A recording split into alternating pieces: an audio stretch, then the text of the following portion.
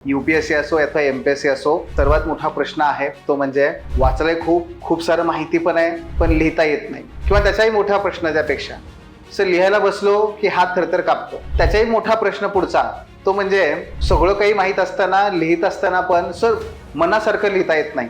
माझ्या पाठीमागच्या 15 वर्षामधल्या जे अनेक विद्यार्थ्यांनी जे टॉपर्स आहेत, ज्यांनी UPSC मधून IAS पासून ते अगदी ग्रुप बी पर्यंत वेगवेगळ्या प्रकारच्या परीक्षा उत्तीर्ण केलेल्या आहेत, या सर्व विद्यार्थ्यांच्या अनुभवांच्या आधारावरती, त्यांना मिळालेल्या मार्कांच्या आधारावरती मी आज तुम्हाला या सर्व प्रश्नांचं उत्तर त्या ठिकाणी सांगणार आहे. तुमच्या या यशामध्ये जर सगळ्यात क्रिटिकल काय असेल तर ते म्हणजे उत्तर लेखन आहे. जोपर्यंत आपण उत्तर लेखनावरती कमांड मिळवत नाही तोपर्यंत आपल्याला यश मिळत नाही.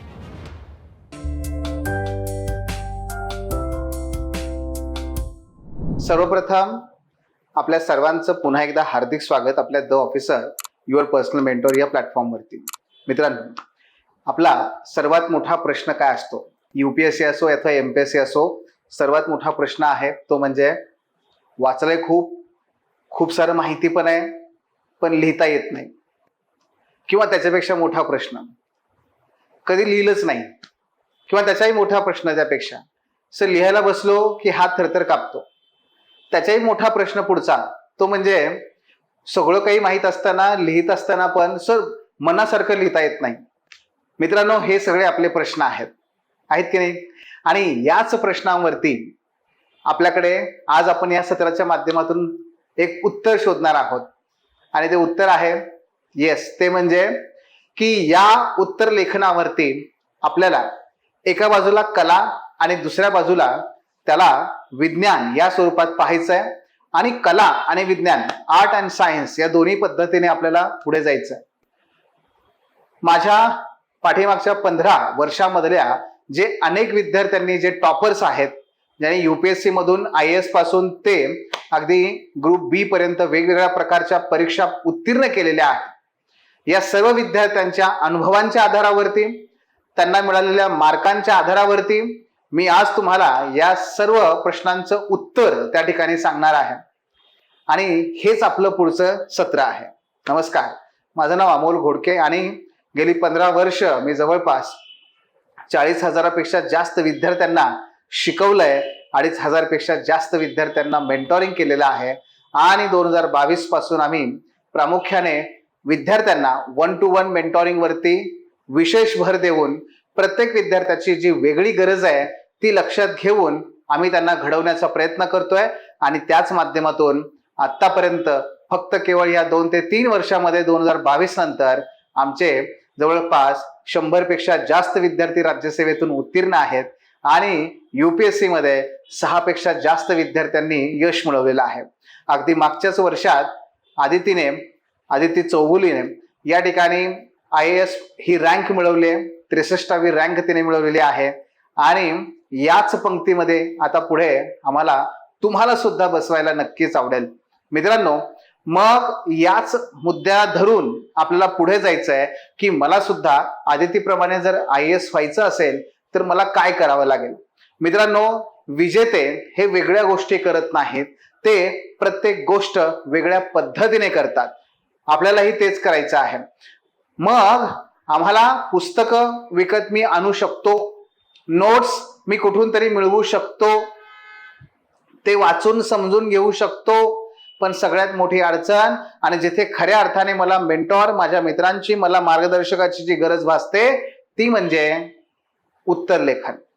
आणि हे लक्षात घ्या, वाटलं तर हातावरती लिहून ठेवा की ते म्हणजे जर आपल्याला UPSC किंवा डिस्क्रिप्टिव्ह MPSC मध्ये जर यश मिळवायचं असेल तर जर सगळ्यात महत्वाची क्रिटिकल गोष्ट कोणती आहे, ज्या पद्धतीने अन्न पाण्याविना किमान तुम्ही 65 दिवस जगू शकता, हो, पण श्वासाविना तुम्ही 1 मिनिटही जगू शकत नाही.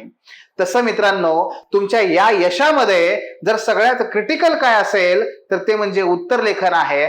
जोपर्यंत आपण उत्तर लेखनावरती कमांड मिळवत नाही तोपर्यंत आपल्याला यश मिळत नाही.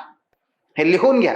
आणि त्यामुळे हे सदैव प्रयत्न करा जर तयारी तुम्ही सुरू करणार असाल, उत्तर लेखनाने करा. आणि जर तुम्हाला यशस्वी होण्याचा तो शेवटचा दिवस बघायचा असेल तर तो सुद्धा उत्तर लेखनानेच होणार आहे, हे पण लक्षात ठेवा.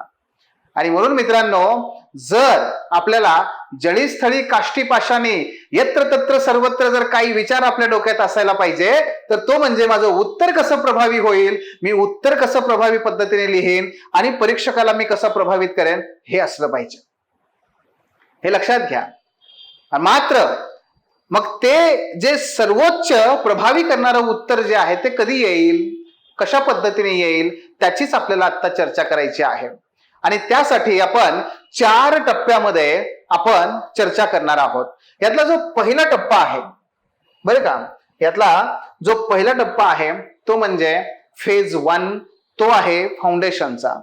फाउंडेशन, या फाउंडेशन मध्ये काय करायचं आपल्याला, तर फाउंडेशन मध्ये अशा काही मुद्द्यांची चर्चा करायची आहे की जे तुमचे प्रश्न आहेत, ज्याच्यामुळे आपण उत्तर लेखनापासून कोसो दूर आहोत, किंवा आम्ही ते लिहितच नाहीये, नाही का? बरोबर का? कसं आहे बरं बघा. समजा, कशाला समजायचं, आहातच. काय आहात? अहो आपण,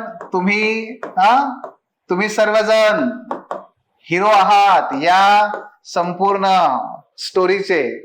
इथून पुढे इतिहास घडणार आहे. इतिहास हा फक्त तो राजरजवाड्यांचाच का? नाही ना. आपण सुद्धा एक इतिहास लिहू शकतो आणि या इतिहासाच्या, इथून सुरू होणाऱ्या या प्रवासाचे खरे हिरो कोण आहात? तुम्ही आहात. हिरो हा शब्द इथे मी फक्त पुरुषार्थी नाही घेते, ज्या मुली आहेत त्यांच्यासाठी सुद्धा घेतोय.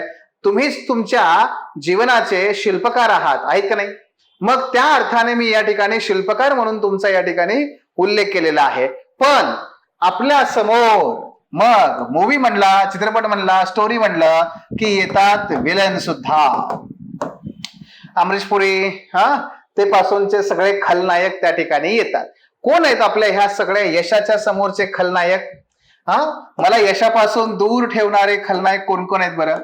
तर ते म्हणजे सगळ्यात पहिला महत्वाचा मुद्दा आहे, तो म्हणजे काय? परफेक्शन. हो, परफेक्शन म्हणजे काय? हो, परफेक्शन म्हणजे आमचा प्रत्येक विद्यार्थी उत्तर लिहिण्याच्या अगोदरच काय प्रयत्न करतो माहितीये? मी असं उत्तर लिहिणार की एकदम परफेक्ट, 10 पैकी 11 मार्क दिले पाहिजेत. अरे 10 पैकी 11 कसं देणार? नाही, असा तो उत्तर वाचला ना की चक्कर येऊन पडला पाहिजे, म्हणजे असा प्रभावित झाला पाहिजे. ते म्हटलं पाहिजे की अरे कुठं होता हा माणूस, कुठं होता हा विद्यार्थी, अरे अख्खा भारत आम्ही शोधलं रे तुझ्यासारखा IAS शोधण्यासाठी. म्हणजे काय, आम्हाला उत्तर कसं पाहिजे? परफेक्ट. अक्षर कसं पाहिजे? परफेक्ट. कंटेंट कसं पाहिजे? परफेक्ट. हे सगळं काही परफेक्ट. जगात परफेक्ट कोणीच नाही. करता करविता ईश्वर किंवा निसर्ग हा सुद्धा स्वतःमध्ये कधी परफेक्ट नाहीये. आपण किस खेत की मुली हो, लक्षात घ्या. आणि म्हणून परफेक्शनच्या नादाला लागायचं नाही, हा पहिला शत्रू आहे. आपले असे काही मित्र असतात, ठीक आहे, लक्षात घ्या. असे काही मित्र असतात, त्यांना कळत नाही की ते काय करतायत, पण जे आपल्याला नादाला लावतात आणि वाटेला पण लावतात. नादाला लागायचं नाही, वाटेला लागायचं नाही, वो बुलाती है मगर जाने का नाही. अशा पद्धतीने काय, या परफेक्शनच्या मागे लागायचं नाही, लक्षात घ्या. आणि म्हणून सुरुवात कशी करायची? नेहमी इम्परफेक्ट. कशी करायची? इम्परफेक्ट सुरुवात करायची. हे सुरुवातीला आपण मान्य करायचं की हे बघ माझी सुरुवात आहे, मी चुकणार आहे, त्यातूनच मी शिकणार आहे. ही वृत्ती ठेवला तर उत्तर लिहायला तुम्हाला सुरुवात होईल. लक्षात घ्या, हा तुमचा पहिला महत्वाचा शत्रू आहे, परफेक्शन. परफेक्शनच्या मागे लागायचं नाही, हे पहिलं. दुसरं ते म्हणजे चाल ढकलपणा, प्रोक्रॅस्टिनेशन. काय आहे? प्रोक्रॅस्टिनेशन, चाल ढकलपणा. काय होतं? उत्तर लिहित असताना परफेक्शन मुळे प्रोक्रॅस्टिनेशन, चाल ढकलपणा येतो. नाही लिहितो की नंतर, नाही अगोदर सगळं वाचून होते ना मग सर, मग मी लिहितो. नाही नाही ते म्हटले हो सर ते की अरे तुमच्याकडे कॉन्टेंटच नाही, लिहिणार कसा तुम्ही? नाही नाही ते म्हटले हो ते नोट्स काढा मग लिहायला येईल. काही नाही, हे सगळं मिथ्या आहे, मोह आहे, माया आहे. हो, विसरा ते सगळं. अहो कॉन्टेंट ही अव्याहतपणे चालणारी प्रोसेस असते, त्याच्या मागे लागायचं नाही, लक्षात घ्या. मी तर मुलांना हे सांगतो की तू काही वाचायच्या अगोदर लिहायला सुरुवात कर. बघ जेव्हा तू लिहिशील ना तेव्हा तुला कळेल, अरे मला हे हे हे हे जमत नाही. मग बघ तू वाचायला लागतोस आणि मग जे वाचशील ना ते अतिशय परफेक्ट वाचशील, जे पाहिजे तेच वाचशील.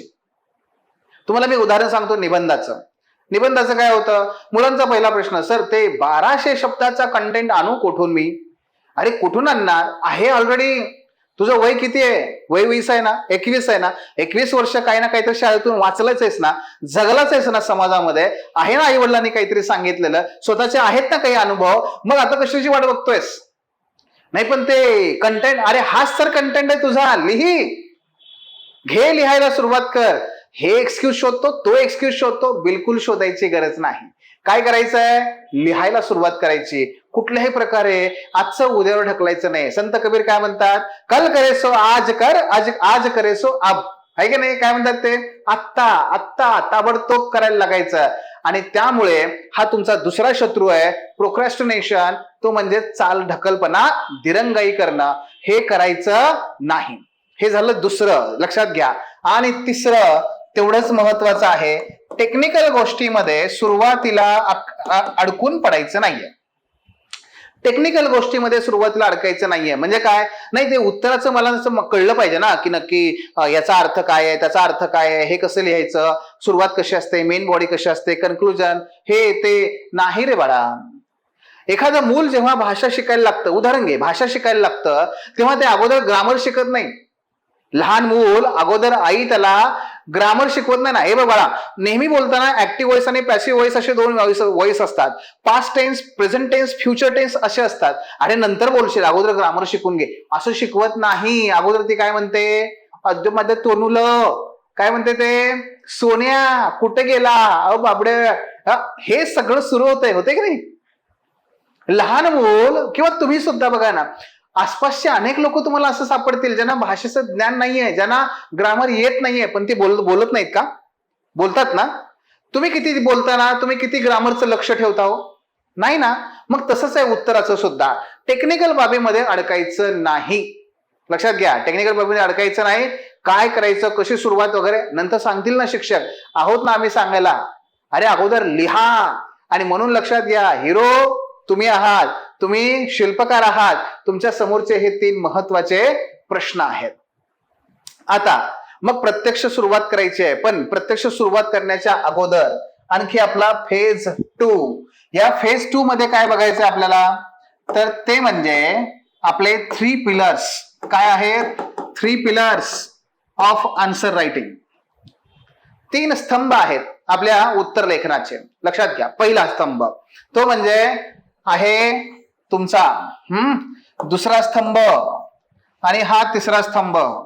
कळले का 3 स्तंभ कोणते आहेत? 1, 2 आणि हे 3 नाही हो, थांबा की, याच्यामध्ये 3 स्तंभ कोणते हे सांगणारच आहे. सगळ्यात पहिला महत्वाचा असतो तो म्हणजे demand. Demand of the question. Demand of the question. प्रश्न काय म्हणतोय हे कळलं पाहिजे. प्रश्न काय म्हणतोय हे कळलं पाहिजे. प्रश्नाची गरज काय आहे हे कळलं पाहिजे. अन्यथा आपल्याला लिहायचं काय आहे, उत्तरात मांडायचं काय आहे हे कधीच कळणार नाही. आणि म्हणून मध्येच तुम्हाला मी सांगतो मुद्दा पहिला, लक्षात घ्या, तुम्हाला काय येतंय, तुम्हाला काय माहिती आहे हे परीक्षकाला महत्वाचं नाही. परीक्षक उत्तरामध्ये काय पाहत असतो, परीक्षक उत्तरामध्ये पाहत असतो की प्रश्न विचारलाय त्याच्यानुसार तुम्ही उत्तर देताय का. साधं उदाहरण घ्या, तुम्ही सकाळ सकाळी उठला, डोळे चोळायला लागला, आता जाऊन ब्रश करायचंय, बघताय तर काय, टूथपेस्ट संपलेले. अरे च्या, आता लेक्चरला जायचं होतं, बरं झालं, जाऊ दे, टूथपेस्ट संपले तेवढंच बंक होईल. नाही असं नाही, पण जायचंय. मग पटकन तुम्ही गेला दुकानात, आणि दुकानात जाऊन तुम्ही म्हणाला, काका पटकन एक मला कोलगेटची टूथपेस्ट द्या. काय घ्या, मला कोलगेटची टूथपेस्ट द्या. आणि काका मध्ये गेले धावत धावत, अरे बाबा ह्याला लेक्चरला जायचंय, धावत धावत गेले आणि त्यांनी ब्रश काढला आणि ब्रश दिला. तो म्हणताय हे काय, अहो टूथपेस्ट द्या. काका म्हणतात हा काय, हा घे ना टूथब्रश. तो म्हणतो मला टूथपेस्ट पाहिजे. पण काका म्हणतात नाही रे, माझ्याकडे ब्रश आहे, आज ब्रश घेऊन जा ना. घेणार का, घेणार का, नाही घेणार ना. म्हणजेच काय, परीक्षकाला काय पाहिजे हेच द्यावं लागेल ना. जसं तुम्ही ब्रश घेत नाही, तुम्हाला पेस्टच पाहिजे, तसं परीक्षक मग तुम्हाला जे माहितीये ते का स्वीकारेल. अहो त्याला जे पाहिजे तो ते स्वीकारणार ना. आणि म्हणून हे लक्षात घ्या, परीक्षकाला जे हवं आहे ते जर तुम्ही त्याला दिलं तर मग तो तुम्हाला जे हवा आहे तो नक्की देणार. तुम्हाला काय पाहिजे? पोस्ट. अगोदर मार्क्स पाहिजेत. अगोदर मार्क पाहिजे, मग पोस्ट मिळेल. कळलं ना? हा. मग परीक्षकाला तुम्ही जे हवं आहे ते जर तुम्ही त्याला दिलं तर तो तुम्हाला जे हवं आहे ते देईल, म्हणजेच मार्क देईल. आणि मार्क मिळाले की आपण IAS. काहीच अडचण नाहीये त्याच्यामध्ये. म्हणून पहिल्यांदा डिमांड समजून घ्यायची आहे. आता ही जी डिमांड असते, ही डिमांड कशी समजून घ्यायची आपण याच्याकडे परत परत येऊया, पण पहिल्यांदा आपण डिमांड समजून घेऊया बरं का. प्रश्नाची मागणी कशी लक्षात घ्यायची? प्रश्नाची मागणी कशी लक्षात घ्यायची? आता प्रश्नाची मागणी लक्षात घेण्यासाठी पहिला मुद्दा असतो तो म्हणजे त्याचे डायरेक्टिव्ह वर्ड. काय असतात बघा? डायरेक्टिव्ह वर्ड, दिशादर्शक शब्द. तुम्ही जर UPSCचे किंवा MPSC चे जर जुने प्रश्न बघितले, ठीक आहे, तर त्यात तुम्हाला सापडेल की हे डायरेक्टिव्ह शब्द जे असतात ना ते असतात. जसं for example discuss, critically examine, critically evaluate, examine, analyse, evaluate, trace. कळलं? यासारखे जे शब्द आहेत हे सगळे शब्द म्हणजे दिशादर्शक शब्द आहेत. मी तुम्हाला काही उदाहरणं देतो. बघा, महात्मा गांधीजी आपल्या प्रत्येकाला माहिती आहेत.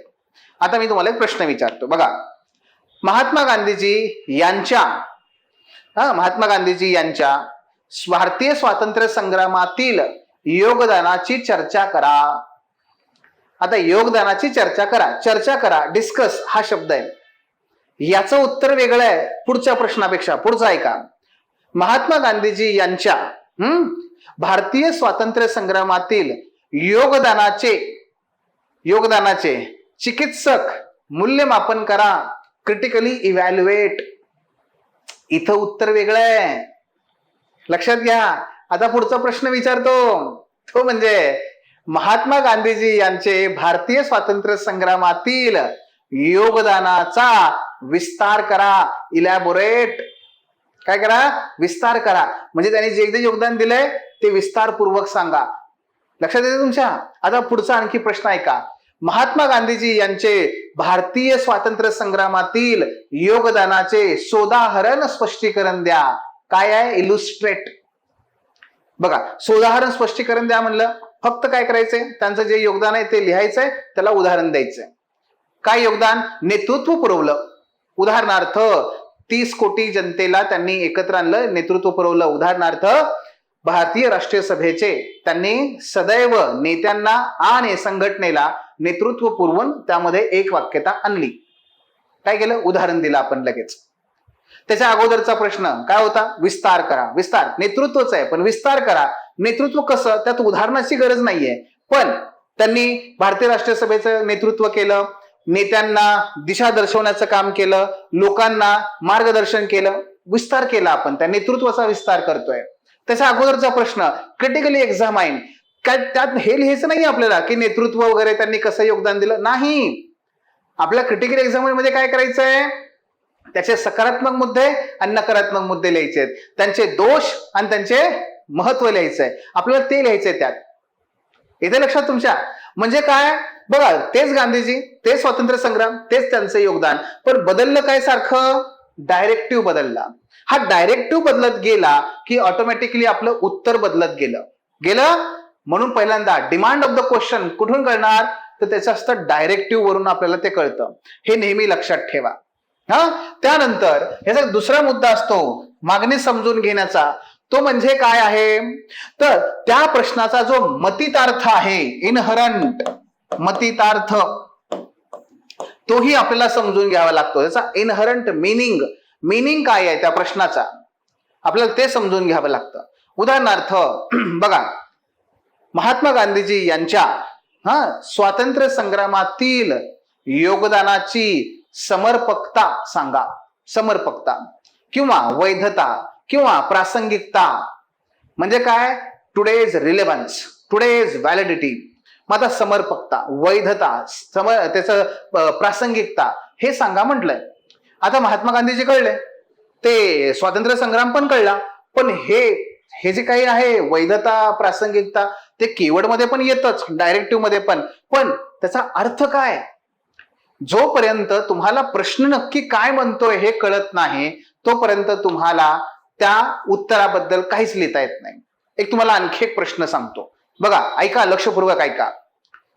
If development is engendered, if development is engendered, then it will be endangered. काय विचारले आयोगाने? एसे विचारला. If development is engendered, then it will be endangered. काय म्हणतायत ते मराठी सांगतो, थांबा, ऐका पोरानो. थांबा. ते काय म्हणतात? जर विकास हा लिंगभाव दृष्ट्या हा एकांगी असेल तर असा विकास हा नेहमी संकटाचा विकास असतो किंवा संकटात नेणारा विकास असतो. आता मराठीत मी तुम्हाला त्याचा अर्थ फोडून सांगितला, आता कळलं आपल्याला. पण ते जेव्हा विचारतात ना तेव्हा शब्द ते फार चपकलपणे वापरतात. मग मला त्याचा मतितार्थ कळला पाहिजे ना, केला म्हणायचं काय आहे. आणि जर मला ते कळलं नाही तर मी उत्तर काय लिहिणार बाबडा? लक्षात येतं तुमच्या? आणि म्हणून प्रश्नाची डिमांड कळण्यासाठी त्याचा मतितार्थ समजून घेणं हे सुद्धा फार गरजेचं आहे. आणि तिसरा तो म्हणजे काय? संकल्पना. आपल्या संकल्पना फार क्रिस्टल क्लिअर पाहिजेत. आपल्या संकल्पना फार क्रिस्टल क्लिअर पाहिजे. जसं की आपण बऱ्याच गोष्टी गृहीत धरतो. जसं की उदाहरणार्थ आत्ताचा शब्द विकास. विकास कशाला म्हणायचं सांगता येईल तुम्हाला? 2 वाक्यात सांगता येईल? करा विचार, लिहा वहीवरती, करा विचार करा.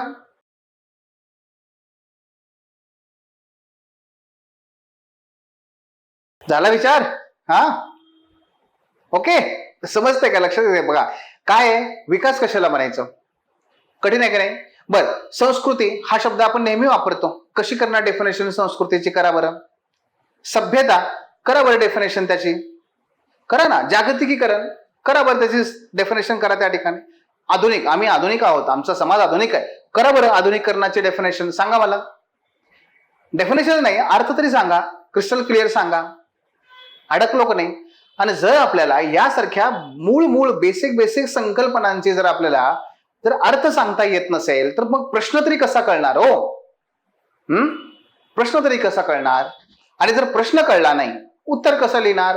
आणि म्हणून उत्तराचा सगळ्यात पहिला मुद्दा महत्वाचा असतो, उत्तराची मागणी आपल्याला कळली पाहिजे. आणि म्हणून पहिला शब्द काय आहे? डिमांड. काय आहे? डिमांड. डिमांड कळली पाहिजे. ओके, सो पहिला पिलर काय आपल्या उत्तराचा? डिमांड. यासाठी ह्या गोष्टी आहेत. आता पुढच्या पिलर कडे जाऊया, तो म्हणजे कॉन्टेक्स्ट. कॉन्टेक्स्ट हे लक्षात घ्या. कॉन्टेक्स्ट काय असतो? कॉन्टेक्स्ट म्हणजेच काय? संदर्भ. संदर्भ. जोपर्यंत आपल्याला आता समजा डिमांड कळली, आपल्याला डिमांड कळली, आता आपण असं गृहीत धरूया की तुम्हाला कळलं बाबा ते, आणि मग तुम्ही आता पुढच्या टप्प्याकडे झाला. मग तुम्हाला आता उत्तर लिहायचं आहे. पण उत्तर लिहिण्याच्या अगोदर आणखी एक मुद्दा राहिलेला आहे. तो म्हणजे कोणता? कॉन्टेक्स्ट. कोणत्या कॉन्टेक्स्ट मध्ये प्रश्न विचारलाय? मित्रांनो बघा, लक्षात घ्या. एकूण तुमच्या प्रश्नपत्रिकेमध्ये जे 15 पासून 25 प्रश्न जे असतात, वेगवेगळ्या पेपरनुसार वेगवेगळे, ते 15च प्रश्न जेव्हा परीक्षक विचारपूर्वक निवडतो तो काहीतरी कारणाने निवडत असेल ना? का तो असा सिलेबस घेतो आणि मग डोळे बंद करतो आणि चला पहिला प्रश्न कुठला निवडायचा? कुठला आहे हा? अरे हे गांधीजी आले, चला निवडा. आता दुसरा अरे हे कोण आलं? अरे हे पण गांधीजी आले पुन्हा एकदा, अरे गांधीजी. असं करेल का तो? का लहान मुलाला बोलवेल, हे बाबड्याकडे चल बरं बोटं ठेव, कुठं ठेव बरं, 15 ठिकाणी बोटं ठेव, चल उचलतो. असं करेल का? नाही ना. काहीतरी लॉजिक असणार ना त्या पाठीमागचं. हे लॉजिक तुम्हाला कळलं पाहिजे. जे अनेक त्या ठिकाणी लॉजिक्स तो लावत असतो त्यातला सगळ्यात महत्वाचा आहे कॉन्टेक्स्ट. हे कॉन्टेक्स्ट 2 प्रकारचे असतात. प्रश्नामध्ये कॉन्टेक्स्ट आपल्याला ओळखायचा असतो, तो 2 प्रकारे ओळखायचा असतो. एक तो म्हणजे प्रश्न, जो प्रश्न आहे त्या प्रश्नाची पूर्वपीठिका. म्हणजेच काय? मी सांगतो, मराठी जड जातं उलट आमच्या पोरांना. प्रश्नाची जी पूर्वपीठिका आहे, प्रश्नामध्ये जे घडलेलं आहे त्याची पूर्वपीठिका म्हणजे त्याचं बॅकग्राऊंड. बॅकग्राऊंड हे लक्षात घ्या, हे पहिला. आणि दुसरं जो प्रश्न आहे त्या प्रश्नामध्ये असणारा चालू घडामोडींचा संदर्भ.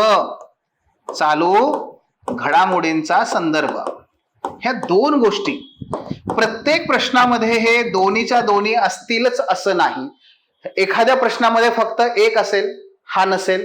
दुसऱ्या प्रश्नामध्ये फक्त चालू घडामोडीचा संदर्भ असेल, वरचा नसेल. काही प्रश्नामध्ये दोन्हीच्या दोन्ही असतील. मी तुम्हाला उदाहरणं सांगतो ना, मी तुम्हाला एक उदाहरण सांगतो बघा, ऐका. जागतिकीकरणाचा वेग मंदावलेला असून जागतिकीकरण हे उलट्या दिशेने प्रवास करत आहे. चर्चा करा. काय प्रश्न आहे?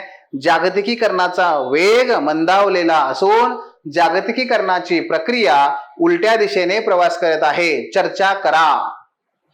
आता याच्यामध्ये हा प्रश्न विचारण्याचा किंवा हा प्रश्न तयार होण्याचा संदर्भ काय आहे सांगा मला.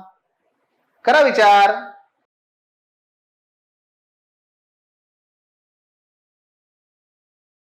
झाला बघा. आता इथे जर आपण असं म्हटलं तर या प्रश्नाचा जो कॉन्टेक्स्ट आहे तो कोणता कॉन्टेक्स्ट आहे? हा कॉन्टेक्स्ट आहे, चालू घडामोडीचा संदर्भ आहे. मी जर जागतिकीकरणासंदर्भात काही उत्तर लिहित असेल तर मला पहिल्यांदा तिथे कुठे ना कुठेतरी प्रस्तावनेत, मेन बॉडीमध्ये कुठेतरी मला हा चालू घडामोडीचा संदर्भ त्या ठिकाणी द्यावा लागेल किंवा मला तो संदर्भ माहिती आहे हे सांगावं लागेल. जसं की उदाहरणार्थ डोनाल्ड ट्रम्प आणि डोनाल्ड ट्रम्प यांच्या बरोबर फक्त डोनाल्ड ट्रम्प नाहीये तर डोनाल्ड ट्रम्प यांनी जे काही आयात आणि निर्यातीच्या धोरणावरती जे धोरण त्यांनी स्वीकारलंय आणि त्याच्यामुळे हे घडून येतंय. दुसरं, युरोपमधल्या अनेक राष्ट्रांनी स्थलांतरितांच्या विरोधात स्वीकारलेलं धोरण. हा त्याचा कॉन्टेक्स्ट आहे. जोपर्यंत मित्रांनो तुम्ही हा संदर्भ उत्तरात लिहित नाही तोपर्यंत तुमचं उत्तर हे उत्तरच नाहीये. ते केवळ काय आहे? जनरल कोणीतरी एखाद्या विद्यार्थ्याने लिहिलेला एक भाग आहे. याच्या पलीकडे नाहीये. ते युपीएससीचा आन्सर नाही, ते एमपीएससीचा आन्सर नाही, ते बेस्ट आन्सर नाहीये. ते बेस्ट आन्सर नाहीये, हे लक्षात घ्या. आणि म्हणून जर समजा तुम्हाला आणखी एक प्रश्न देतो, काय आणखी प्रश्न देतो? तो प्रश्न असा समजा आहे की सायमन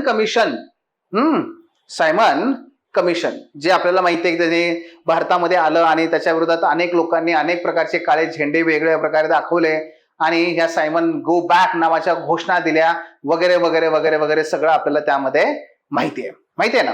ओके. तसाच पुढे एक आणखी एक महत्वाचा होता, तो म्हणजे मी पुढे तुम्हाला सांगेन, पण त्याच्या अगोदर तुम्हाला मी प्रश्न विचारतो. प्रश्न असा होता,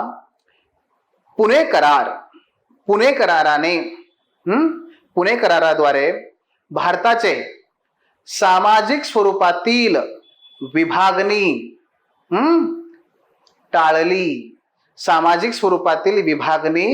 टाळली. चिकित्सक विश्लेषण करा. मग सामाजिक स्वरूपातील विभागणी टाळली, चिकित्सक विश्लेषण करा. आता करा. मग पुणे करार काय? आता समजा माहिती आहे तुम्हाला, मी असं गृहीत धरलं की डॉक्टर बाबासाहेब आंबेडकर आणि महात्मा गांधीजी यांच्या संदर्भातला तो करार होता.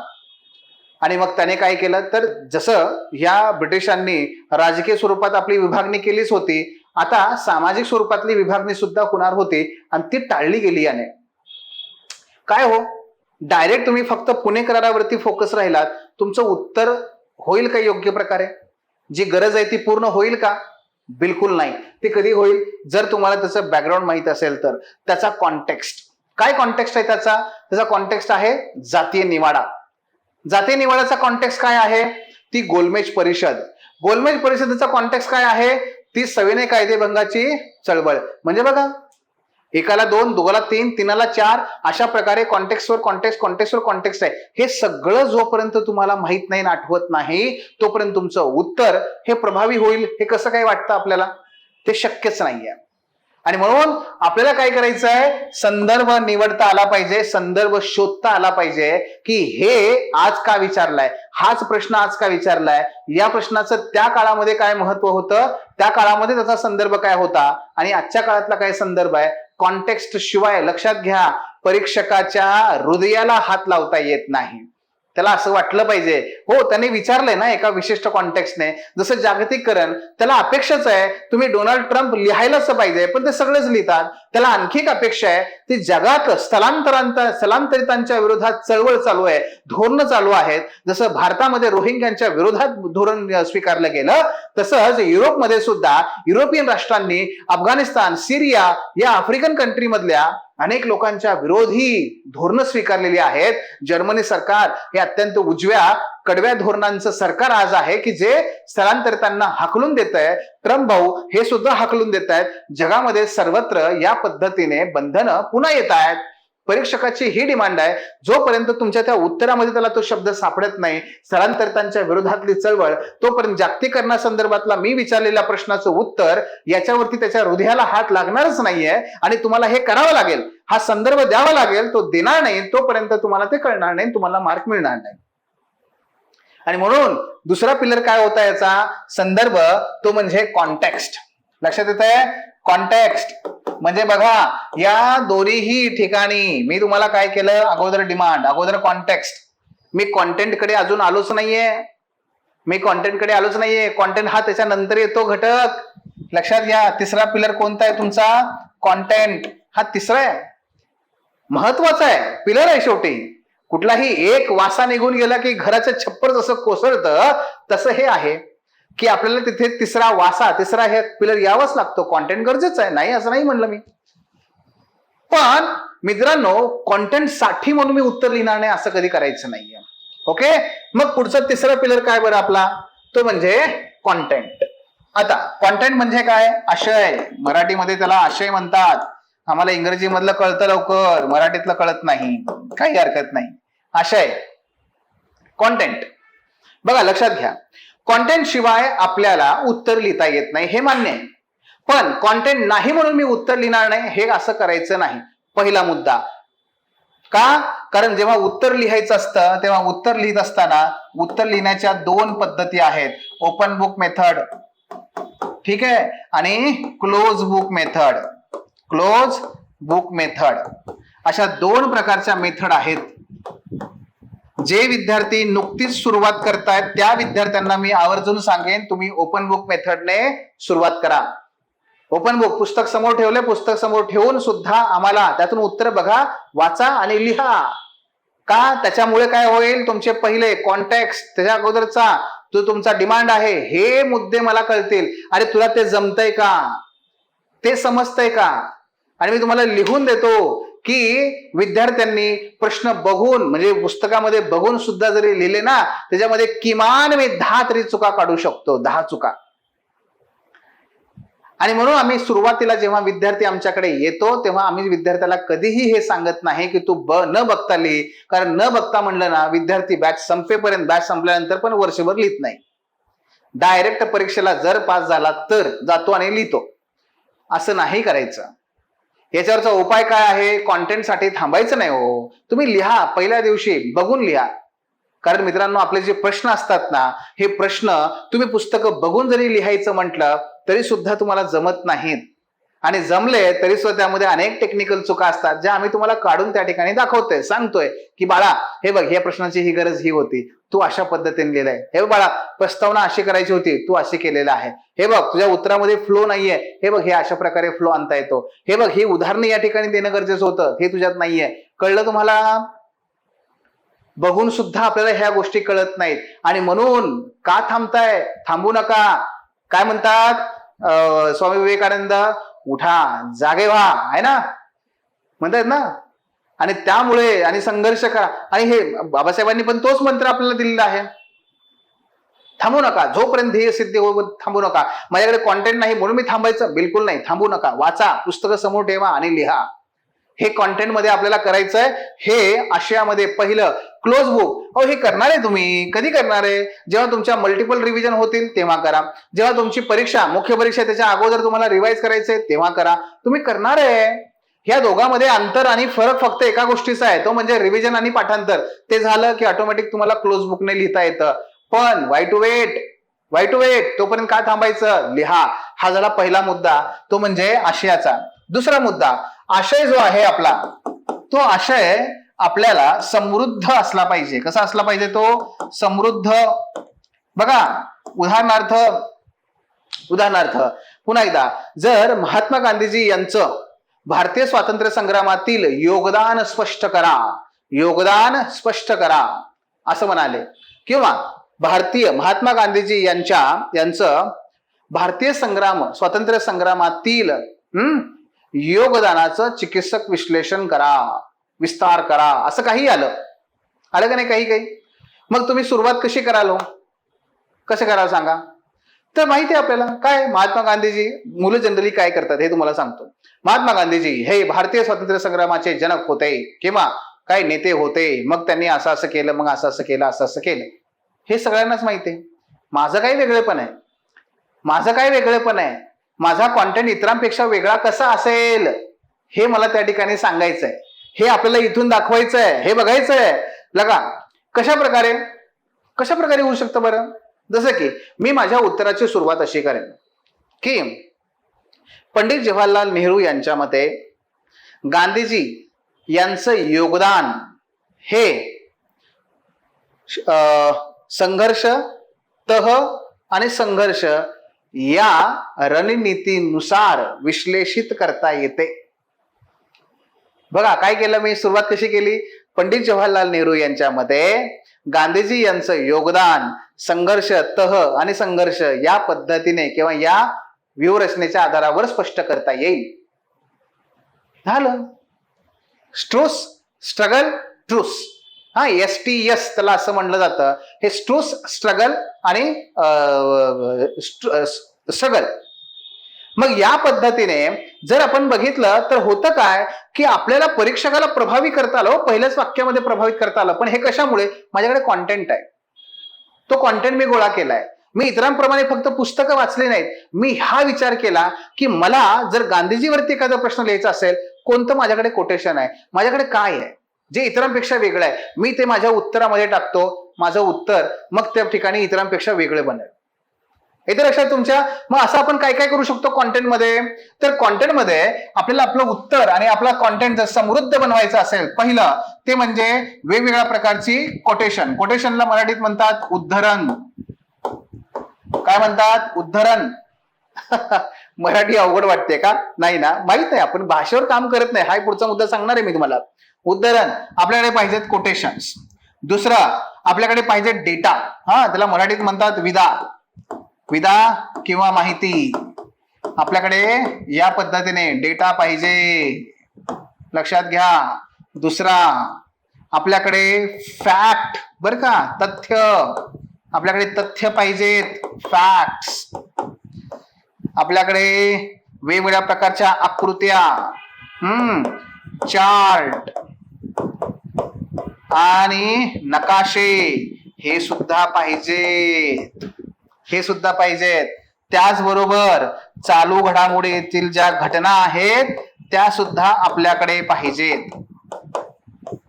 हे लक्षात घ्या, हे सगळं आपल्याकडे पाहिजे. बघा, नुसतं असं म्हणणं काय की भारत ही आत्महत्यांची राजधानी आहे असं म्हणणं, भारत ही जगातील आत्महत्यांची राजधानी आहे असं म्हणणं, आणि भारतामध्ये जगात सर्वाधिक दर वर्षाला 1,24,000 आत्महत्या होतात आणि म्हणून भारत ही जगाची आत्महत्येची राजधानी आहे असं म्हणणं. फरक आहे की नाही दोघात? फरक आहे की नाही? लक्षात येते तुमच्या? नुसतं म्हणून चालत नाही, त्याला फॅक्टची जोड द्यावी लागते, तथ्य. माझ्याकडे डेटा पाहिजे, माझ्याकडे फॅक्ट पाहिजेत, आकृत्या.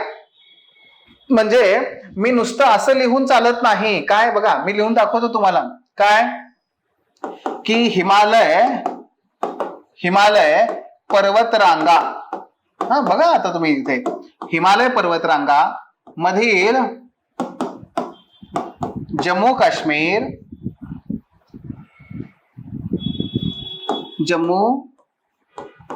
व काश्मीर,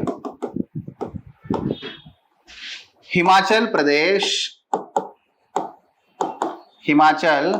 प्रदेश व उत्तराखंड खंड राज्ये प्रामुख्याने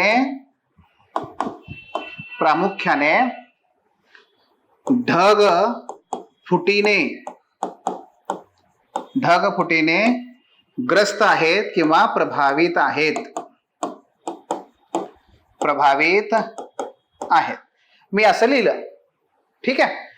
आता हा कॉन्टेंटच आहे, काहीच अडचण नाहीये, बरोबर ना? चालेल. पण जर मी याच्या ऐवजी असं केलं, समजा इथे मी या पद्धतीने आणि असा भारताचा मी एक आउटलाईन तयार केली आणि त्या ठिकाणी जर मी असं दाखवलं, समजा काय की हा पट्टा असा, आणि त्याच्यामध्ये मी अशा पद्धतीने, आता हा तर पाक ऑक्युपाईड काश्मीर येतो, पण भारताला दाखवायचं आपल्याला हा असा,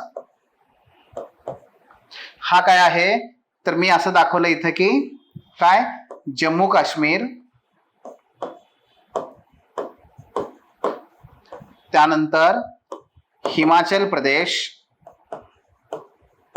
हे लिहिण्याची पण खरं तर गरज नसते, पण तरी सुद्धा थांबा, हिमाचल प्रदेश आणि उत्तराखंड. ठीक आहे. आणि याला मी काय केलं, असा हा बॉक्स तयार केला आणि असा बॉक्स तयार करून मग मी खालती असं त्याला हेडिंग दिलं की ढगफुटीने प्रभावित क्षेत्र. मला सांगा यातलं कुठलं तुम्हाला वाटतंय प्रभावी आहे? हे असं वाक्य नुसतं लिहिणं का असा मॅप काढून त्या ठिकाणी दाखवणं? मुद्दा कळतोय माझा? हे झालं पाहिजे हा, आणि हे आपल्याला करता आलं पाहिजे या पद्धतीने. आता समजा आपल्याला असं लिहायचंय की भारतामध्ये अन्नधान्याचं उत्पादन वाढतंय, है की नाही? अन्नधान्याचं उत्पादन वाढतंय आणि दुसऱ्या बाजूला तरी सुद्धा जे कुपोषित बालकं आहेत त्या कुपोषित बालकांचं हे प्रमाण सुद्धा वाढतंय. तर मी काय करेन, या ठिकाणी समजा मला हे पॅराग्राफ मध्ये सुद्धा मी लिहू शकतो असं की भारतामध्ये अन्नधान्याचं उत्पादन ह्या वर्षी एवढं वाढलं, कुपोषणाचं प्रमाण या वर्षी एवढं वाढलं. हे असं लिहायचं का मी त्याला इथे चार्ट काढून दाखवायचा? काय दाखवायचा की एका बाजूला काय आहे, अन्नधान्याचं प्रमाण वाढतंय हा, आणि दुसऱ्या बाजूला कुपोषणाचं पण प्रमाण वाढतंय. ठीक आहे, कुपोषणाचं पण प्रमाण वाढतंय. मग मी असा काय दाखवला, इथे एक ॲरो दाखवला असा हा अन्नधान्याचा, आणि त्याचबरोबर कुपोषणाचा मी दुसरा पण ॲरो दाखवला. म्हणजेच काय, आता हे प्रभावी वाटेल तुम्हाला का हे अशा लाईन्स मध्ये प्रभावी वाटेल? त्यामुळे काय होतं, आपल्याला जीएस मध्ये मी पुढे सांगेन तुम्हाला, ऍटलिस्ट पहिल्या 3 पेपरमध्ये तर आकृत्यांचा, फ्लो चार्टचा, नकाशांचा, डायग्रामचा, तुमच्या डेटाचा, ह्या सगळ्यांचा वापर खूप करायचा आहे. कॉन्टेंटमध्ये आपल्याला हे हवंय आणि या माध्यमातून आपण पुढे जाऊ शकतो. कोटेशन्स आम्हाला ते पाहिजे. कॉन्टेंटमध्ये आणखी एक गोष्ट कधी विसरू नका, ही फार महत्वाची आहे, आणि ती म्हणजे तुमचं जे इतरांपेक्षा इनोव्हेटिव्ह सोल्युशन्स. नेहमी लक्षात ठेवा, उपायांवरती फोकस करायचा. उपाय, प्रश्न जगाला माहिती आहेत, तुमची गरज काय त्यांना, कारण तुमच्याकडे उपाय आहेत. असं जर उपाय असतील तर तुम्हाला ते नक्की घेतील उपाय, पण ते कसे, आउट ऑफ द बॉक्स. मग हे उपाय आपल्याकडे असले पाहिजेत. म्हणजे कसं की समजा जलप्रदूषणाचा प्रश्न आहे, त्यातही भूगर्भ जलाचा फार मोठा प्रश्न आहे. मग भूगर्भ जल जे आहे ते वेगवेगळ्या कारणांनी प्रदूषित होत चाललेलं आहे. मुळात ते राहिलं नाही, पण जे आहे ते सुद्धा प्रदूषित होत चाललंय. मग हे जे भूगर्भ जल प्रदूषित होत चाललेलं आहे याच्यावरती उपाय सांगा बरं मला तुम्ही. चला बोला, करा, विचार करा.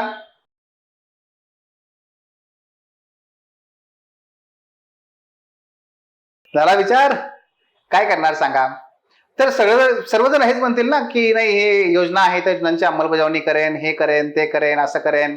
हा, कारखान्यातून पाणी जे सोडलं जातं मग ते थांबवायला पाहिजे, ते फिल्टर आउट करायला पाहिजे, नाही का? हेच करायला सांगा, आपण सगळं सांगणार. पण हे सगळे सांगतील आणि शासन ऑलरेडी हे करत नाही असं वाटतंय का तुम्हाला? तेही करतच की. मग याच्यापेक्षा वेगळं आपण काय सांगू शकतो त्याचा आपल्याला विचार करायचा. पण ते विचार करून होत नाही. झाडाखाली जाऊन बसायचं आणि विचार करायचा नाही होत. कुठून होतं मग ते? अहो, दररोजचा न्यूजपेपर त्याचं वाचन करायचं. पण वाचताना हा मुद्दा नेहमी लक्षात ठेवायचा, अरे हे फार वेगळं आहे, हे आपल्याला सांगता येईल, यांना करता येईल की नाही असं. जसंही उदाहरणार्थ काय, प्रत्येक ग्रामपंचायतीच्या ठिकाणी पाण्याची चाचणी करणारी काही उपकरणं आपण उपलब्ध करून देऊ शकतो. बरं, हे कोण करणार? गावकरी करणार.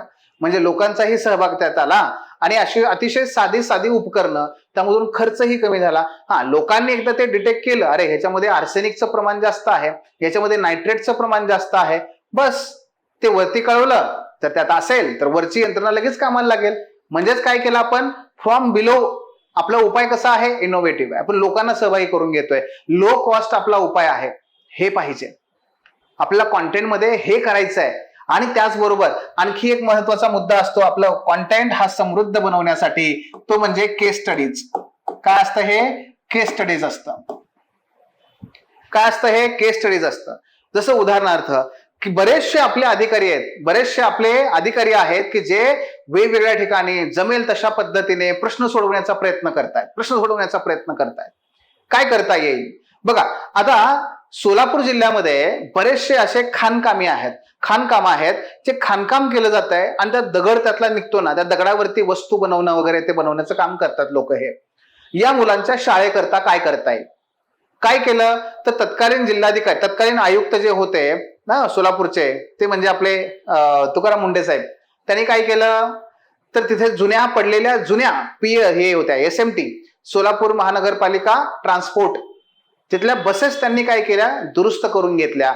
आणि त्या दुरुस्त करून त्या मोबाईल म्हणजे काय, जाणाऱ्या आणि परत येणाऱ्या, तर शाळा त्यांनी सुरू केली. त्या बसेसमध्ये शाळा सुरू केली.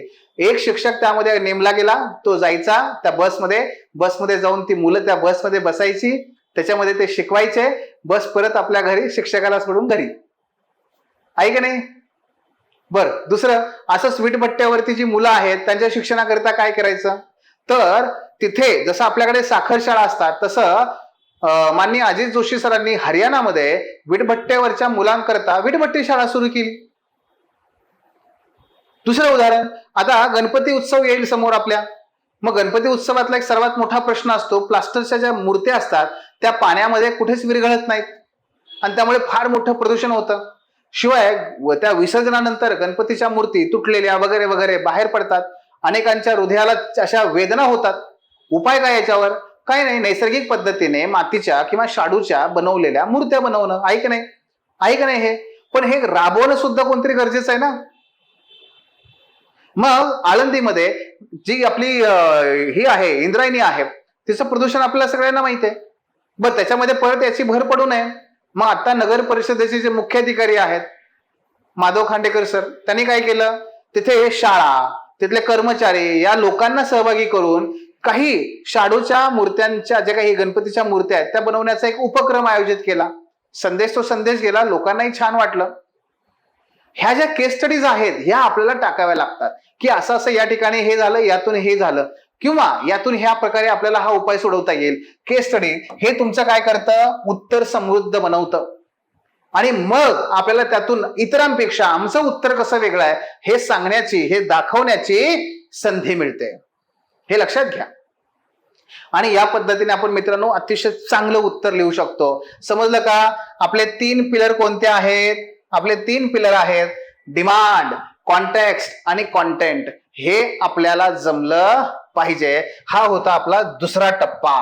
या दुसऱ्या टप्प्यामध्ये आपण या सगळ्या बाबी बघितलेल्या आहेत. यानंतर आपला फेज 3 सुरू होतो. काय आहे हा? तो म्हणजे प्रत्यक्ष उत्तर लेखन. परीक्षेमध्ये प्रत्यक्ष उत्तर लेखन करणं हे करायचंय. आता प्रत्यक्ष उत्तर लिहायला बसायचंय. आता प्रत्यक्ष काहीतरी आपल्याला कृती करायची आहे आणि मग याच्यामध्ये तर तुम्हाला माहितीच आहे सगळ्यात महत्वाचं असतं प्रस्तावना. त्यानंतर आहे आपला मुख्य गाभा, आहे की नाही, मुख्य भाग. आणि त्यानंतर आहे तुमचा शेवट, निष्कर्ष.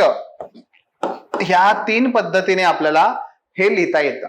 आता याच्यामध्ये प्रस्तावना जी आहे, प्रस्तावना मित्रांनो अनेक पद्धतीने करता येते. प्रस्तावना ही कशा कशा पद्धतीने करता येईल? सगळ्यात साधी सोपी पद्धत ते म्हणजे काय आहे? प्रस्तावनेमध्ये सगळ्यात साधं सोपं, ज्याच्याबद्दल प्रश्न विचारलेला आहे त्याची व्याख्या लिहा किंवा त्याचा ऍटलिस्ट अर्थ स्पष्ट करा किंवा ऍटलिस्ट त्याचा जो काही बेस आहे बरं का, बेस मी तुम्हाला सांगतो सगळं हे बेस, तो बेस विश्लेषित करा. हे तुम्ही करू शकता बरं का. त्याचबरोबर तुम्ही एखादा चालू घडामोडी जी आहे त्या चालू घडामोडीने त्याचा उत्तराची सुरुवात करू शकता. किंवा एखादं उद्धरण म्हणजे कोटेशन, त्या कोटेशनने तुमच्या उत्तराची सुरुवात करू शकता. बघा किती वेगवेगळ्या पद्धतीने करता येतं. जसं फॉर एक्झाम्पल व्याख्या. आता जागतिकीकरणाचा मगाशी मी तुम्हाला प्रश्न विचारला, त्याच्यामध्ये काय करता येईल? जागतिकीकरण म्हणजे काय याची व्याख्या माहिती असेल तर लिहा त्या पद्धतीने. जागतिकीकरण म्हणजे केवळ वस्तू आणि सेवांचा व्यापार, मुक्त व्यापार नसून लोकांचे परस्परांवरील वाढते अवलंबित्व म्हणजे काय आहे? जागतिकीकरण होय, अशी संयुक्त राष्ट्रसंघाने व्याख्या केली. झालं. पहिल्यांदाच मी काय केलं? सिक्सर मारला. म्हणजे मला कन्सेप्ट किती क्रिस्टल क्लिअर आहे हे त्याला कळलं. माझी प्रस्तावना झाली. किंवा अर्थ सांगा, ऍटलिस्ट अर्थ सांगा.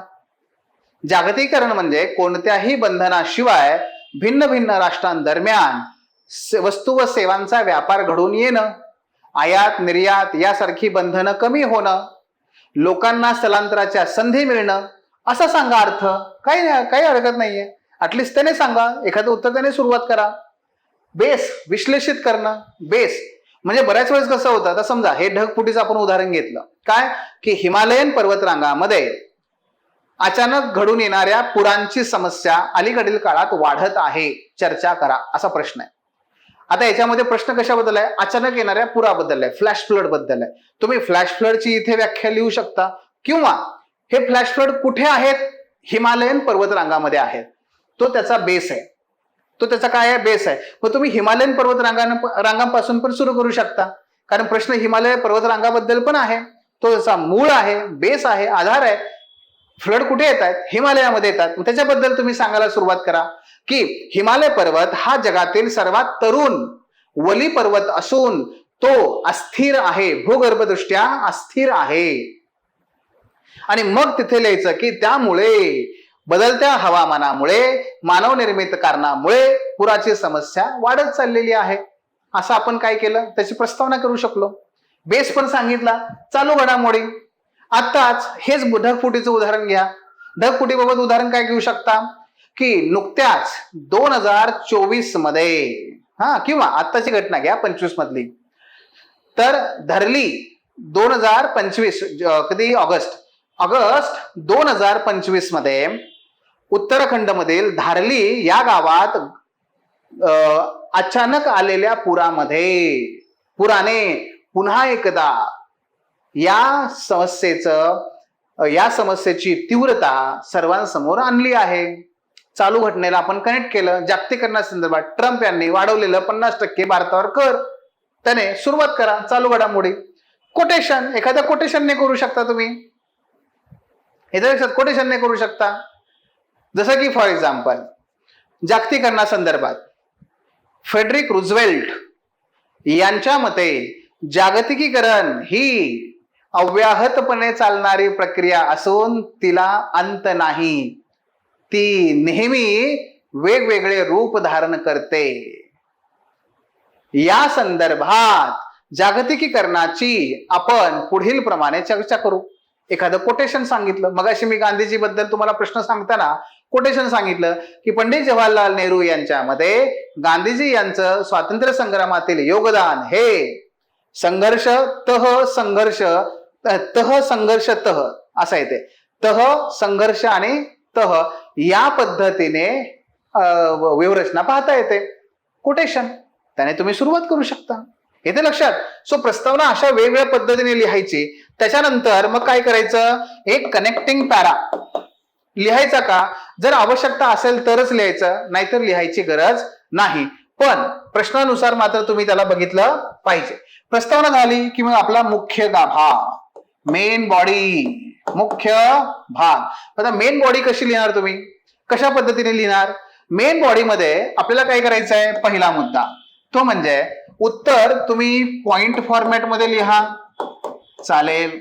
उत्तर तुम्ही पॅराग्राफ फॉर्मॅट मध्ये लिहा, चालेल. उत्तर तुम्ही आकृत्यांच्या साह्याने, सगळ्या आकृत्याच नका टाकू फक्त, तेही चालेल, काही हरकत नाही.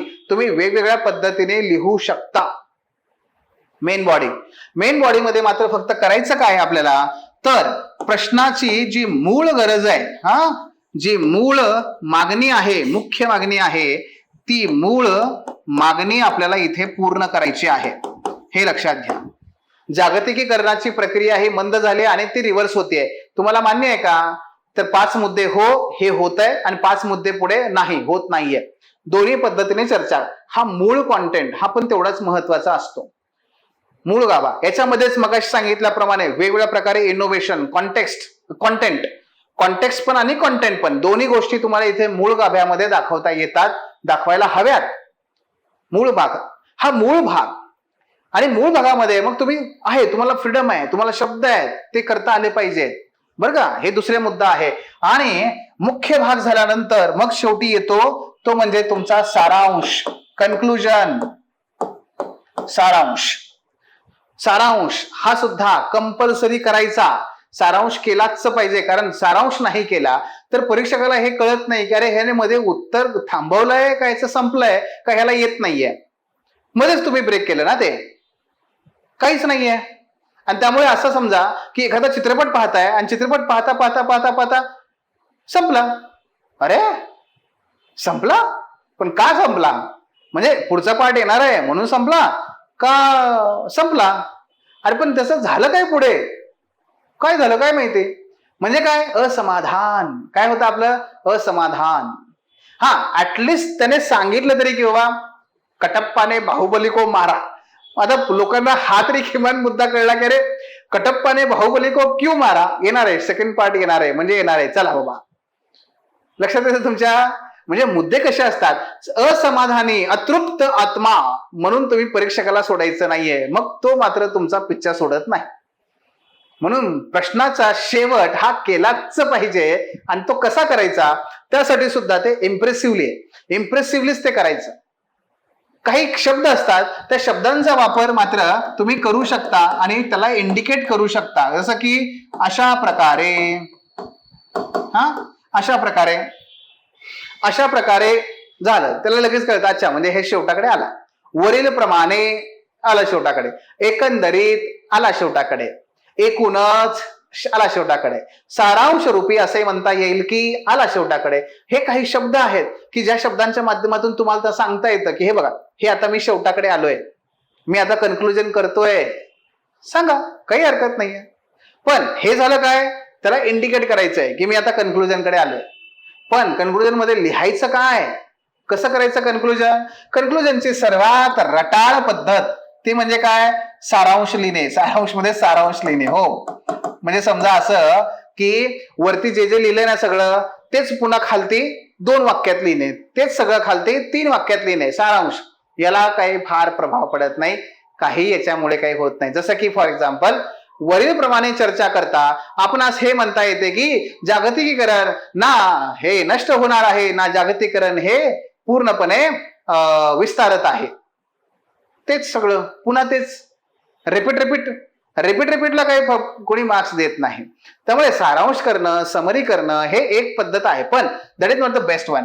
मग चांगल्या पद्धती कोणत्या आहेत? 1, तुम्ही महत्व लिहा.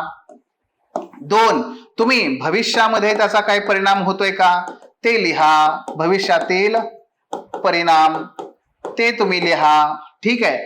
तुम्ही एखाद्या नाविन्यपूर्ण अशा उपाय त्यामध्ये सुचवा, नाविन्यपूर्ण उपाय तो सुचवा.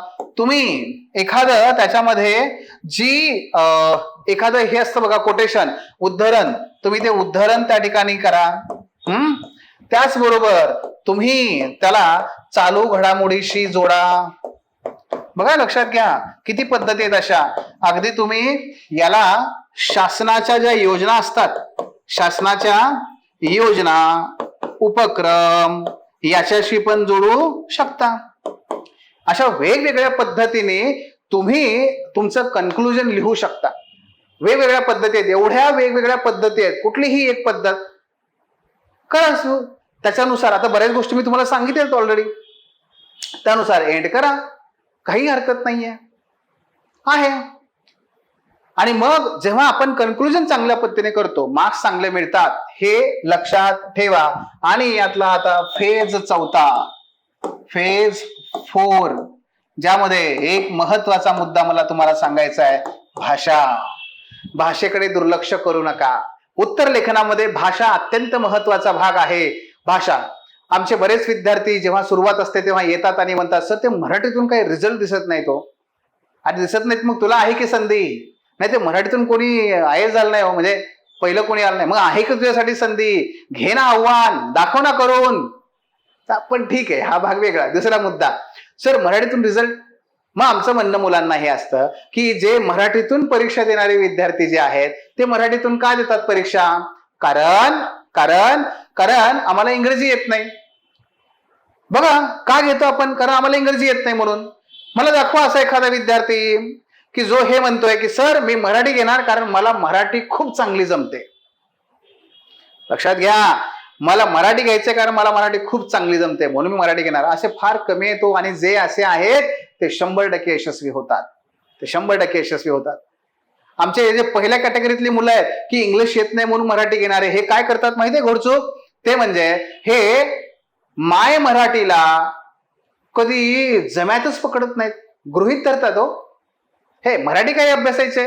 अरे पण मराठी, तुझी मराठी कशी आहे याच्यावरती तुझा रिझल्ट आहे. नेहमी लक्षात ठेवा, पेपर 1, 2 आणि 3 जीएस मधले तिन्ही पेपर मित्रांनो, तुमची उत्तरं तिथे माहितीपूर्ण असतात. माहितीपूर्ण असावी लागतात. माहितीपूर्ण म्हणजे इन्फॉर्मेशन, सगळीकडे फक्त इन्फॉर्मेशन. 5-10 पॉईंट याचे, 5-10 पॉईंट याचे. पॉईंट फॉर्म डायग्राम मध्ये, टेबल मध्ये फक्त माहिती टाका, चालतंय. मात्र पेपर चौथा आणि तुमचा निबंध हा जो आहे, इथे मात्र तुमची भाषा ही अत्यंत नाविन्यपूर्ण लागते. कशी लागते? नाविन्यपूर्ण आणि सर्जनशील लागते. कशी लागते? सर्जनशील. आणि रिझल्ट कुठून येतो? इथूनच येतो. मग त्यासाठी काय पाहिजे? भाषेवर प्रभुत्व पाहिजे. म्हणून पहिल्या दिवसापासून भाषेच्या मागे लागा, कारण भाषा ही कणाकणाने विकसित होते, त्याच्याशिवाय होत नाही. भाषेवर प्रभुत्व. आणि राहिला तुमचा वैकल्पिक विषय, तो म्हणजे काय? कुठलाही असू दे, त्याच्यामध्ये तुमची भाषा कशी लागते? तांत्रिक. तुम्हाला त्या विषयाची भाषा जमली पाहिजे, ती तांत्रिक भाषा तुम्हाला आवश्यक आहे. तर ते आहे बघा. आणि म्हणून भाषेवर प्रभुत्व पाहिजेच. विदाऊट भाषा नाही पास होत, नाही पास होत. भाषेवर प्रभुत्व मिळवायचंय. 1 वर्ष दिले ना तुम्ही तयारी करता, पहिल्या दिवसापासून भाषेवरती काम करत चला. कसं करायचं? आता तो एक स्वतंत्र मुद्दा आहे, पण एक साधा उपाय, दररोजचा लोकसत्ता, एक चांगलं वर्तमानपत्र घ्या आणि त्याच्यामध्ये कुठले कुठले शब्द आहेत, कसे वाक्यरचना असते, हे बघायला सुरुवात करा. एवढं जरी तुम्ही केलं तरी सुद्धा तुम्हाला तिथे यश मिळू शकतं. हा त्यातला फेज 4 मधला एक अत्यंत महत्वाचा मुद्दा आहे, भाषा. भाषेवरती काम करा. ओके. आणि उत्तर लेखनामध्ये आणखी एक महत्वाचा मुद्दा हा असतोच नेहमीचा, तो म्हणजे आपण जी परीक्षा देतोय त्या परीक्षेची गरज काय आहे? एक अधिकारी बनतोय ना आपण, आणि अधिकाऱ्याचे गुण कोणते असतात? ते गुण तुमच्या उत्तरामधून रिफ्लेक्ट होऊ दे. तुमची निर्णय क्षमता, तुमचे विचार करण्याची क्षमता, क्रिटिकल थिंकिंग, डिसिजन मेकिंग, तुमचे ते ज्या पद्धतीने इनोव्हेशन आहेत, ते हे गुण आहेत बघा अधिकाऱ्यांचे. कम्युनिकेशन स्किल, हे गुण आहेत अधिकाऱ्यांचे, हे त्यातून रिफ्लेक्ट होऊ दे. हे होऊ दे. हे झालं ना की झालं. तुम्हाला अधिकारी होण्यापासून, पास होण्यापासून कोणीही रोखू शकत नाही. मित्रांनो, आय होप या 4 मुद्द्यांच्या आधारे तुम्हाला निश्चितपणे यश मिळेल. लक्षात घ्या, माझ्या आतापर्यंतच्या अनेक विद्यार्थ्यांमध्ये जे साम्य आहे ते म्हणजे हेच की या विद्यार्थ्यांनी याच सगळ्या बाबी पाळल्या, फॉलो केल्या, आणि आज ते IAS पासून ते डेप्युटी कलेक्टर, तहसीलदार पर्यंत विद्यार्थी आहेत. आणि मित्रांनो, तुमच्या समोर जर आव्हान कोणतं असेल तर ते आव्हान आहे वेळेची कमतरता. कारण मला माहिती आहे तुम्हाला सर्वांना 2026चा अटेम्प्ट द्यायचा आहे आणि हा 26चा अटेम्प्ट जर तुम्हाला यशस्वी व्हायचा असेल तर तुम्हाला सगळ्यात मोठं आव्हान आहे वेळेचं. आणि वेळ दवडू नका, आत्ताच ती वेळ आहे. आत्ता वेळ दवडलात ना तर मग 27 साठी तयारी करायला लागा. आणि 27 म्हणजे पुन्हा हे वर्ष आणि पुढचं आणखी एक वर्ष. त्यामुळे वेळ घालवू नका आणि तुम्ही निर्णय घ्या. आणि मित्रांनो, माझ्या 15 वर्षाच्या अनुभवांच्या आधारावर, माझ्या टीमच्या वर्षांच्या अनुभवावरती आम्ही त्या पद्धतीने ह्या बॅचची रचना केली. आपल्या इंटिग्रेटेड या बॅच मध्ये, आपल्या इंटेन्सिव्ह लर्निंग प्रोग्राम मध्ये आमचा सगळ्यात महत्वाचा भर कशावर असतो तर या उत्तर लेखन कौशल्य विकसनावर असतो. परीक्षेसाठी बघा काय, ताकाला जाऊन भांडं लपवायचं नाही. ते बरेच जण करतात ना, काहीतरी मागायला जायचं असते, मागं भांडं असते. मग काय, कसं आला, नाही काय नाही आपलं आलो इकडे, हे असं म्हणलं काय भेटतंय का नाही, का कसं चाललंय काय नाही, नाही पण मागं काय नाही, काय काय कुठे काय काय नाहीये, अहो ते भांडं दिसतंय, हा भांडं अच्छा अच्छा हा हे ते जरा ताक पाहिजे होतो. बिलकुल नाही. ताकाला आलोय ना, काकू ताक आहे का, नाही द्या, नाहीये काय हरकत नाही, चला निघाले. म्हणजेच काय, या परीक्षेची तयारी आम्ही का करायची, आम्हाला अधिकारी व्हायचंय. मग अधिकारी होण्यासाठी काय करावं लागेल, हा ते आम्हाला शिकवा बस. नो नॉनसेन्स अप्रोच, जे पाहिजे ते. हो आपलं गाव गप्पा, हे ह्याच्यावर हे अरे हा असाच करतो, हे असाच चाललाय, हे ह्या राजकारण्याचं असंच होतंय, ह्या अधिकाऱ्याचं असंच आहे, हे गाव गप्पा आम्ही ऐकण्यासाठी तुम्हाला फीस नाही भरलेली, बरोबर ना. आम्हाला काय पाहिजे, परीक्षेमध्ये हे विचारलं जातं, त्यासाठी ही अशी तयारी करा, त्यासाठी अशा पद्धतीने जा. सिंपल, नो नॉनसेन्स अप्रोच, हे या बॅचचं वैशिष्ट्य आहे. आणि म्हणून उत्तर लेखन असू दे, विश्लेषण कसं करायचं असू दे, कशा पद्धतीने आपल्याला ह्या विकास करायचा आपल्या व्यक्तिमत्वाचा, भाषेचा आणि या परीक्षेचा, याच्यावरती हा सगळा आमचा फोकस आहे मित्रांनो. आणि आमचं सगळ्यात महत्वाचं वैशिष्ट्य जे मी तुम्हाला मगाशी सांगितलं होतं, मेंटॉरिंग. मेंटॉरिंगच्या माध्यमातूनच हे सगळं आम्ही करून घेतो. आणि 1 to 1 मेंटॉरिंगमुळे काय होतं, विद्यार्थ्याला कधीही कुठेही मी करतोय काय, चाललंय काय, अरे हो क्या राय बाई, असं कधीच वाटत नाही. त्याला नेहमी काय होतं, मग आपण अरे आपण आहे, आपल्यासोबत कोणतरी आहे सोबत, नेहमी आपण लढायचं, चलायचं, काम करायचं, एवढंच फक्त आपलं राहतं. मित्रांनो, असं तुमची हँड होल्डिंग करणारी आपली ही बॅच आहे. आणि या बॅचच्या माध्यमातून तुम्हाला निश्चितपणे ते यश प्राप्त होईल, यात कुठलीही शंका नाहीये. त्यामुळे वेळ वाया घालवू नका. आणि माझ्या त्या यशस्वी विद्यार्थ्यांच्या यादीमध्ये तुमचं नाव त्या ठिकाणी आलं पाहिजे. त्या पद्धतीने तुमचं स्वप्न तुम्हाला पूर्ण करता आलं पाहिजे, यासाठीची ही बॅच आहे. निश्चित तुम्ही याचा लाभ घेतला पाहिजे. तुम्हाला कुठलीही अडचण असेल, फोन नंबर्स आहेत, आपलं ऑफिस आहे, या भेटा आणि पुढचं पाऊल टाका. तुम्ही एक पाऊल टाकलात, ऑलरेडी आपले 10 शिक्षक 10 पावलं टाकायला तयार आहेत. ठीक आहे, तेव्हा पुन्हा एकदा तुम्हाला सर्वांना खूप खूप शुभेच्छा. धन्यवाद. Thanks for watching. If you found this video valuable, don't forget to like, share and subscribe our channel. The Officer, your personal mentor.